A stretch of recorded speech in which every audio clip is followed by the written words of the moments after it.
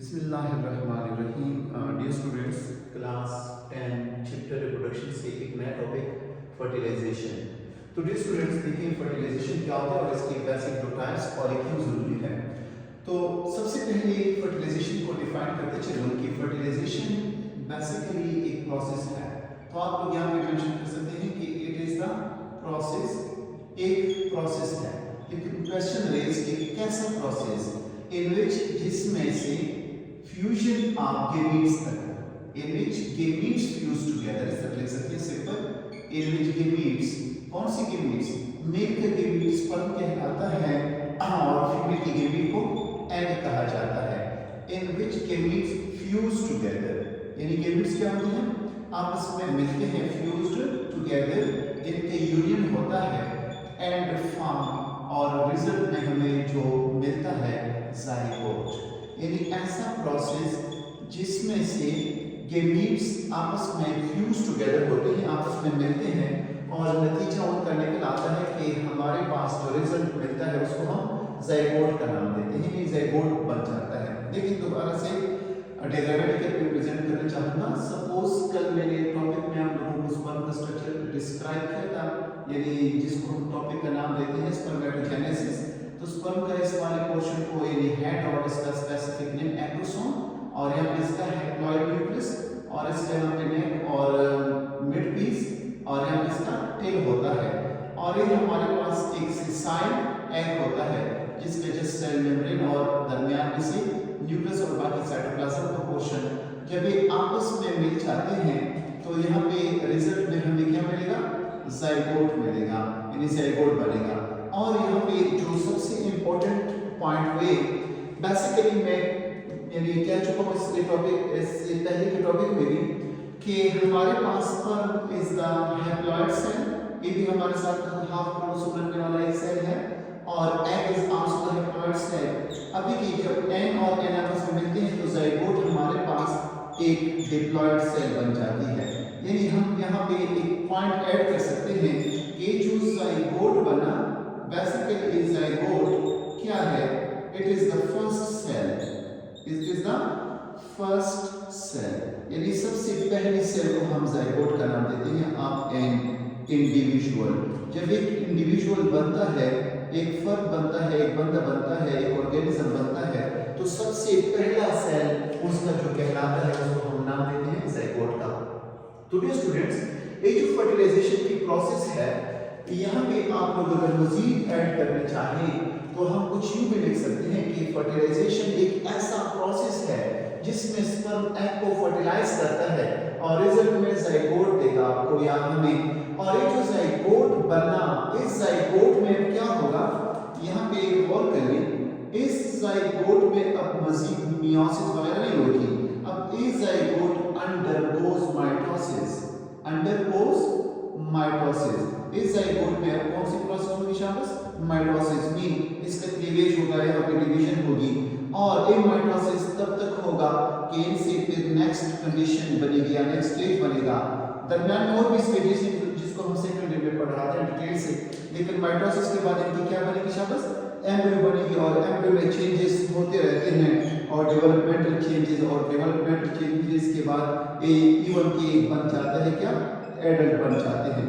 तो देखो, एक एडल्ट के बनने के लिए सबसे पहले अंडे का स्पर्म का यानी यूनियन होना चाहिए, और इस यूनियन को हम नाम देते हैं फर्टिलाइजेशन का। तो डियर स्टूडेंट्स, यहाँ पे आप लोग सिंपल भी फर्टिलाइजेशन को कुछ यूं डिस्क्राइब कर सकते हैं कि यूनियन ऑफ गेमीट्स, ये यहाँ पे लिख सकते हैं यूनियन, या इस यूनियन की जगह आप एक और वर्ड यूज कर सकते हैं फ्यूजन ऑफ गेमीट्स, यानी गेमीट्स के फ्यूजन को नाम दिया जाता है। गेमीट्स किसका, मेल का गेमीट स्पर्म और फीमेल की गेमीट एग।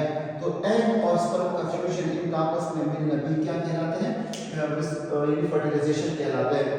तो डियर स्टूडेंट्स, नोट कर लें कि जो मैंने यहाँ पे ग्रामेटिकली आपको प्रेजेंट किया कि स्पर्म ने किसको फर्टिलाइज किया, एग ने। तो डियर स्टूडेंट, नोट कर लें, बेसिकली फर्टिलाइजेशन हम उसको कहते हैं जिसमें अंडे के यानी अंदर जो न्यूक्लियस होता है, इस न्यूक्लियस को स्पर्म का न्यूक्लियस फ्यूज कर ले। मीन स्पर्म यहाँ पे आया, फर्स्ट कर यहाँ पे स्पर्म इसके साथ अटैच हुआ, दिस इज द स्पर्म, और इस स्पर्म के इस हेड पोर्शन में एंजाइम्स होते हैं जो अपनी लिए एक ओपनिंग बनाती है। अब इस स्पर्म का न्यूक्लियस जाके अंडे के न्यूक्लियस को फ्यूज कर ले, इस प्रोसेस को हम फर्टिलाइजेशन का नाम देते हैं। Basically fertilisation union of nuclei है, किसका न्यूक्लियस यानी nucleus of the sperm and the nucleus of the egg. जब एक दो न्यूक्लियस आपस में मिल जाएं तो इनकी जो रिजल्ट बनेगी वो हमारे पास कहलाता है ज़ाइगोट। तो डियर स्टूडेंट्स, एक अहम प्रोसेस है जिसमें क्रोमोसोम की तादाद को दोबारा से यहाँ पे देखिए जो हाफ हो चुके थे, अभी जो इंडिविजुअल बनेगा, इंडिविजुअल में कितने क्रोमोसोम होंगे? डिप्लॉयड। अभी डिप्लॉयड क्रोमोसोम एक प्रोसेस ने रिस्टोर किए। यहाँ पे हम एक पॉइंट ऐड कर सकते हैं कि फर्टिलाइजेशन इंपॉर्टेंट है बिकॉज ये क्या करती है? रिस्टोर करती है, दोबारा से बहाल करती है क्रोमोसोम की तादाद जो स्पर्म और एग में हाफ हो चुके हैं, इनको दोबारा ट्विन बना लेती है। Restore the number of what यानी क्रोमोसोम, यानी ये जो क्रोमोसोम की तादाद है रिस्टोर होती है इन एन ऑफस्प्रिंग। इनके जो ऑफस्प्रिंग बनते हैं उनमें क्रोमोसोम की तादाद रिस्टोर करने के लिए जो अहम मैकेनिज्म की गई, ऐसा मैकेनिज्म हम नाम रखते हैं इसका फर्टिलाइजेशन। तो फर्टिलाइजेशन को आप सिंपल दो तरीकों से डिफाइन कर सकते हैं कि फर्टिलाइजेशन इज द यूनियन या फ्यूजन ऑफ गैमीट्स। लेकिन जब फ्यूजन ऑफ गैमीट हो तो रिजल्ट में बनेगा द ज़ाइगोट। तो जब ज़ाइगोट बन जाए, ज़ाइगोट में फिर डेवलपमेंटल स्टेजेस आते हैं और उसका फिर एडल्ट फॉर्म बन जाता है। अब आते हैं फर्टिलाइजेशन के टाइप्स की तरफ। तो डियर स्टूडेंट्स, देखे गए हैं कि फर्टिलाइजेशन की बेसिक दो टाइप्स हैं। एक का नाम रखा जाता है द इंटरनल फर्टिलाइजेशन और दूसरे का नाम रखा जाता है एक्सटर्नल फर्टिलाइजेशन। यानी हमारे साथ फर्टिलाइजेशन की कितने टाइप्स हो गए? दो टाइप्स हो गए। डिपेंड करते हैं ऑर्गेनिजम्स पे या स्पेसिफिकली हम सेक्सुअल मेथड एनिमल्स पर डिस्कस कर रहे हैं। तो सबसे पहले यहाँ पे एक चीज और भी ऐड कर लें कि फर्टिलाइजेशन एक इंतहाई यानी इंपॉर्टेंट स्टेप है। क्या है? इंपॉर्टेंट स्टेप है इन सेक्सुअल रिप्रोडक्शन में से। यानी जब सेक्सुअल रिप्रोडक्शन होती है तो सेक्सुअल रिप्रोडक्शन में जो बेबीज बनेंगे उनकी पहला मरहला फर्टिलाइजेशन होता है। डियर स्टूडेंट्स, फर्टिलाइजेशन को हम दो ग्रुप्स में ले जाते हैं, दो टाइप्स में। एक को इंटरनल और एक को एक्सटर्नल फर्टिलाइजेशन का नाम देते हैं। तो डियर स्टूडेंट्स, फर्टिलाइजेशन से मुराद fusion of gametes as a result zygote का बनना, ख्वाह वो इंटरनल हो या एक्सटर्नल। लेकिन गौर कर लें, यहाँ पे इंटरनल फर्टिलाइजेशन को मैं कुछ सिंपल यू डिफाइन करूंगा कि यूनियन और फ्यूजन ऑफ गैमीट्स, यानी गैमीट्स जब आपस में मिलते हैं, फ्यूजन ऑफ गैमीट्स यानी बार बार बता के आ रहा हूं कि fusion of sperm with egg of course, लेकिन शर्त क्या है? Inside body of female, inside body of female. यानी जब एक फीमेल एनिमल की बॉडी के अंदर सपोज एक इंसान को आप लोग ले लें, तो इंसान का फर्टिलाइजेशन इंटरनल होता है क्योंकि इंसान के मेल के स्पर्म अंडे को फर्टिलाइज करते हैं inside the body of female में। तो ऐसा फर्टिलाइजेशन कहलाता है एनी इंटरनल फर्टिलाइजेशन। एक्सटर्नल बाद में डिस्कस करूंगा, लेकिन ये नोट कर लें कि जो इंटरनल फर्टिलाइजेशन है इसमें जो फीमेल है यानी में से कि फीमेल एग को रिलीज नहीं करती, एग नॉट रिलीज्ड, यानी ये अंडों को रिलीज नहीं करती टू आउटसाइड एनवायरनमेंट, यानी बाहर के एनवायरनमेंट में अंडे को नहीं छोड़ जाती। क्या होता है? डियर स्टूडेंट, नोट कर लें, एक इंटरनल फर्टिलाइजेशन में जो एनिमल्स हैं अंडे तो ये पैदा करते हैं ओवरीज में, लेकिन इनके जो अंडे होते हैं, इनके जो एग्स होते हैं वो स्टे करते हैं इन रिप्रोडक्टिव डक्ट, इनके रिप्रोडक्टिव डक्ट में, यानी इनका एक थोड़ी नाली होती है। अच्छा, तो डियर स्टूडेंट्स, इनके जो फीमेल होते हैं इनके अंडे रिमेन करते हैं, स्टे करते हैं इनके रिप्रोडक्टिव डक्ट में, और इनके रिप्रोडक्टिव डक्ट में क्या करते हैं? स्टे करते हैं, और स्टे करने के बाद यहाँ पे मेल की जो स्पर्म आ जाते हैं स्पर्म फर्टिलाइज द एग। क्या करते हैं? स्पर्म क्या करते हैं? फर्टिलाइज द एग, यानी अंडे को फर्टिलाइज करेंगे। लेकिन शर्त क्या है? Inside the body, inside the body. Body किसकी? बार बार बता रहा हूं कि फीमेल की बॉडी के अंदर।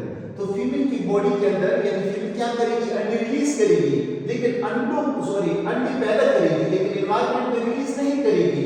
इनके डट में अंडे रहेंगे और डट में इनके मेल स्पर्म इनके अंडों को क्या करेगा? फर्टिलाइज करेगा। ऐसे फर्टिलाइजेशन को हम कह सकते हैं कि इंटरनल टाइप की फर्टिलाइजेशन है। तो डियर स्टूडेंट्स यहाँ पे नोट कर लें, जब इनकी फर्टिलाइजेशन हो गई, एज अ रिजल्ट क्या बना? हम कह सकते हैं कि एज अ रिजल्ट जाइगोट बना। अब इनका जाइगोट या तो देखिए इंटरनल फर्टिलाइजेशन को हम दो कैटेगरीज में ले जाते हैं। इनके साथ अगर बर्ड्स हैं या स्नेक वगैरह है तो इनकी जाइगोट की मजीद जो डेवलपमेंट होगी, इनकी मजीद जो डेवलपमेंट होगी वो इनके एग के अंदर होगी। कहां पे शाबाश? Inside egg. लेकिन अगर इन केस में आप लोगों से यानी क्वेश्चन पूछूं या आप लोगों को मिसाल दो तो मैमल का, in case human being mammal है या डॉग वगैरह, अब देखिए इनके अंडे फर्टिलाइज करते हैं, जिस्म के अंदर इन्हें फर्टिलाइज किए जाते हैं, लेकिन इनकी जो मजीद डेवलपमेंट है यानी इनका जो मजीद डेवलपमेंटल चेंजेस है, तो इनकी जो मजीद डेवलपमेंट होती है तो इनकी डेवलपमेंट कहाँ होती है? एक खास जगह पे जहाँ पे यानी इनको काफी टाइम तक रखा जाता है, उसको हम नाम देते हैं यूट्रस का, यानी इसको हम नाम देते हैं उर्दू में बच्चादानी, यानी यूट्रस में इनको डेवलप कर देते हैं। देखिए फर्टिलाइजेशन भी इंटरनल होती है और डेवलपमेंट भी इनकी बॉडी की इंटरनल हो गई। लेकिन कुछ अगर हम देखें यानी बर्ड्स वगैरह को देखें, स्नेक्स वगैरह को देखें, इनकी फर्टिलाइजेशन इंटरनल है। कबूतर को देखें, मैना को देखें, इन बर्ड्स में सारे आते हैं, इनकी फर्टिलाइजेशन इंटरनल है, लेकिन इनके अंडों के ऊपर काफी बड़ा शेल होता है और इस अंडे के अंदर इनकी मजीद डेवलपमेंट होती है। लेकिन बॉडी से रिलीज करने के बाद यानी ये जो फर्टिलाइज्ड एग हो गए, क्या फर्टिलाइज्ड एग, इनकी जो फर्टिलाइज्ड एग है जब इनको क्या करेंगे? बॉडी से रिलीज करेंगे। जब इनकी फर्टिलाइज एग बॉडी से रिलीज की गए तो फिर डेवलपमेंट इनकी कहां होगी? तो डेवलपमेंट इनकी आउटसाइड होगी। और लेकिन आउटसाइड कहां पे होगी? तो एनवायरनमेंट में। लेकिन शर्त यह है कि अंडे के अंदर ही डेवलपमेंट होगी, इनसाइड एग। देखिए कंफ्यूज ना हो कि जब ये फर्टिलाइज अंडे देते हैं तो ये फर्टिलाइज अंडे ही के अंदर इनकी डेवलपमेंट होती है, लेकिन एनवायरनमेंट में इस तरह नहीं होता कि अंडे के अपने अंडों को अपनी बॉडी में रख लेती है। अगर हम इंटरनल फर्टिलाइजेशन को मजीद देखना चाहें तो इसमें चांस ऑफ सर्वाइवल यानी जो एम्ब्रियो है, सर्वाइवल ऑफ एम्ब्रियो, इनकी एम्ब्रियो की जो चांस है कि वो सर्वाइव कर सके इज मोर, ये काफी ज्यादा है। इन चांस ऑफ सर्वाइवल ज्यादा है, इनके बच्चे का ज़ाया होना या बच्चे का डेवलपमेंट या अगर देखा जाए तो काफी ज्यादा। और इंटरनल फर्टिलाइजेशन के जो ऑर्गेनिजम्स हैं ये क्या कर सकते हैं? इन्होंने एडॉप्ट की है, कौन सी एडॉप्ट की है इन्होंने? हार्श कंडीशन को। कौन सी कंडीशन को? हार्श कंडीशन को। यानी आपको मेंशन कर सकते हैं कि कंडीशन अगरचे ड्राई हो लेकिन फिर भी नो मैटर ये अपना डेवलपमेंट कर सकती है। लेकिन आप लोगों ने देखा होगा कि इन इंटरनल फर्टिलाइजेशन के जानदारों या एनिमल्स के लिए भी फिर मदर जो होती है वहां पे अंडों के ऊपर बैठ के, या दोनों मेल और फीमेल दोनों अंडों के ऊपर बैठ के उसको हाई यानी एक स्पेसिफिक टेम्परेचर प्रोवाइड कर लेते हैं और टेम्परेचर की प्रोवाइड करने के बाद इनके अंडों से बच्चे का हैच आउट होना होता है। और मेमल्स क्या करते हैं? मेमल्स तो डायरेक्ट यूट्रस में बच्चों को डेवलप करती है और फिर डिलीवर करती है दफा यानी बर्थ ज्यादा यानी बर्थ देती है अपने बच्चों को। तो यहाँ पे एडॉप्ट है ये हार्श और ड्राई कंडीशन में और चांस ऑफ सर्वाइवल क्या है कि काफी ज्यादा है। अभी स्टूडेंट्स नेक्स्ट जो फर्टिलाइजेशन की टाइप है उसको हम नाम देते हैं एक्सटर्नल फर्टिलाइजेशन का। इसमें होता है कि और से देखें union of gametes, union of gametes, बार बार बता रहा हूं कि गैमीट्स से मुराद कि मेल का स्पर्म यानी फर्टिलाइज करता है फीमेल के एग को, फीमेल के एग को, तो फीमेल का गेमीट एग कहलाता है, मेल गेमीट स्पर्म कहलाता है। Union of gametes take place ए होगा, लेकिन शर्त ये है outside the body of female, take place outside the body of female, यानी जब फीमेल के बॉडी से, outside the body of female, यानी जब फीमेल की बॉडी के अंदर फर्टिलाइजेशन हो, तो इंटरनल, अगर फीमेल की बॉडी से बाहर हो तो ऐसे फर्टिलाइजेशन को हम नाम देते हैं एक्सटर्नल फर्टिलाइजेशन। डियर स्टूडेंट्स, इसमें देखिए गौर से, जैसे कि मैंने यहाँ पे देखा कि ऐसे ऑर्गेनिज्म एडॉप्ट कर चुके हैं हार्श या ड्राई कंडीशन को, तो ये जो एक्सटर्नल फर्टिलाइजेशन है ये देखा गया है ज्यादातर कि एक एक्वेटिक एनवायरनमेंट में होता है, यानी एक्वेटिक से मुराद जो पानी एनवायरनमेंट हो, यानी इनकी फर्टिलाइजेशन होती है पानी के अंदर। नोट करिए, यहाँ पे एक सेंटेंस में लिखूंगा कि बोथ मेल एंड फीमेल, एक ही स्पीशीज के मेल और फीमेल, मिसाल के तौर पर फ्रॉग का मेल और फ्रॉग का फीमेल, या फिश का मेल और फिश का female, both male and female release there gametes, release there gametes, एक अपने गेमीट्स को रिलीज करती है। कहां पे रिलीज करती है? To external environment. कौन से एनवायरनमेंट में? एक्सटर्नल एनवायरनमेंट में, यानी जो इनका एक्सटर्नल एनवायरनमेंट, यानी एक्वेटिक एनवायरनमेंट इनका होता है, तो एक्वेटिक एनवायरनमेंट में अपने अंडों को छोड़ जाते हैं, और फिर क्या होता है, यहाँ पे इनका union of gametes occur there, और इनकी जो गेमीट्स की यूनियन है वो कहाँ होगी? अकर देयर, अकर से मुराद के प्रोसेस होना होगा। अच्छा, तो डियर स्टूडेंट्स, इनकी यूनियन ऑफ गेमीट्स जो होगी वो अकर होगी कहाँ पे? यहीं पे एक्सटर्नल एनवायरनमेंट में, जिसको हम एक्वेटिक एनवायरनमेंट का नाम देते हैं। अच्छा, तो डियर स्टूडेंट्स, यहाँ पे देखें, ये जो इंटरनल फर्टिलाइजेशन के मुकाबले में एक्सटर्नल फर्टिलाइजेशन होती है, एक जानवर काफी ज्यादा लार्ज नंबर ऑफ गेमीट्स भी पैदा करते हैं, लार्ज नंबर ऑफ गेमीट्स ये पैदा करते हैं। अब क्वेश्चन ये है कि लार्ज नंबर ऑफ गेमीट्स क्यों प्रोड्यूस करते हैं? इसलिए कि इनकी गेमीट्स के चांस ऑफ लॉस, यानी जाया होने के चांसेस इनकी क्या है? शायद ज्यादा है, तो चांस ऑफ यूनियन कम और चांस ऑफ यानी लॉस काफी ज्यादा, तो that's so they produce large number of gametes, mean कि जानवर अंडे भी ज्यादा देगी और एक जानवर स्पर्म भी, क्योंकि पानी के वेव्स की बदौलत आपस में यूनियन होता है, तो दैट्स सो कि इनके चांस ऑफ लॉस काफी ज्यादा होते हैं, तो इसलिए नंबर ऑफ गेमीट्स को ज्यादा पैदा करते हैं। अगर एक पॉइंट आप लोग यहाँ पे इंटरनल में लिखना चाहें, तो यहाँ पे आप लोग देख सकते हैं कि नंबर ऑफ गेमीट्स इनकी जो प्रोड्यूस होंगे वो लेस नंबर गेमीट के पैदा करते हैं, यानी इनकी गेमीट्स की जो तादाद होगी वो लेस नंबर, यहाँ पे ऐड कर सकते हैं कि गेमीट्स की तादाद लेस नंबर ऑफ गेमीट्स। क्यों? क्योंकि इनकी फ्यूजन के चांसेस काफी ज्यादा, और इनकी फ्यूजन के चांसेस जो एक्सटर्नल एनवायरनमेंट में होती है काफी कम होते हैं, दैट्स सो इनकी गेमीट्स की तादाद काफी ज्यादा होती है। नॉट ओनली दिस, इस पॉइंट को भी आप बता सकते हैं, chance of survival of embryo या ऑर्गेनिज्म इज मोर, यहाँ पे चांस ऑफ सर्वाइवल भी लेस होता है, तो ऐड कर लें कि चांस ऑफ ना सिर्फ लॉस का गेमीट्स का, बल्कि चांस ऑफ सर्वाइवल यानी जिंदा रहने का, किसके जिंदा रहने का? एम्ब्रियो के जिंदा रहने का, chance of survival of embryo, या इवन के आप लोग यहाँ पे ऐड कर सकते हैं ऑफस्प्रिंग, इवन के एम्ब्रियो बनी, ऑफस्प्रिंग बना, लेकिन फुल मैच्योर नहीं हुआ है, तो is more, chance of survival is less, sorry, external fertilisation में चांस ऑफ सर्वाइवल ऑफ यानी एम्ब्रियो का या ऑफस्प्रिंग का लेस होता है, यहाँ पे chance of survival of embryo या ऑफस्प्रिंग का काफी ज्यादा मोर होता है। और ये ड्राई एंड हार्श कंडीशन में अडॉप्ट कर सकते हैं, और ये जो एक्सटर्नल फर्टिलाइजेशन है इनके एडॉप्टेशन कहाँ पे हो चुकी है? हम देख सकते हैं कि एक्वेटिक एनवायरनमेंट में काफी ज्यादा इनकी एडॉप्टेशन हो चुकी है। अब ये स्टूडेंट्स, इंतहाई इंटरेस्टिंग पॉइंट की तरफ आप लोगों की तवज्जो लेना चाहूंगा। हमारे पास जो इंटरनल या एक्सटर्नल फर्टिलाइजेशन वाले एनिमल्स हैं, इनमें से एक टर्म यहाँ पे मैं लिखूंगा और कोशिश करूंगा कि आप लोगों को समझ आ जाए। We call them the oviparous animals.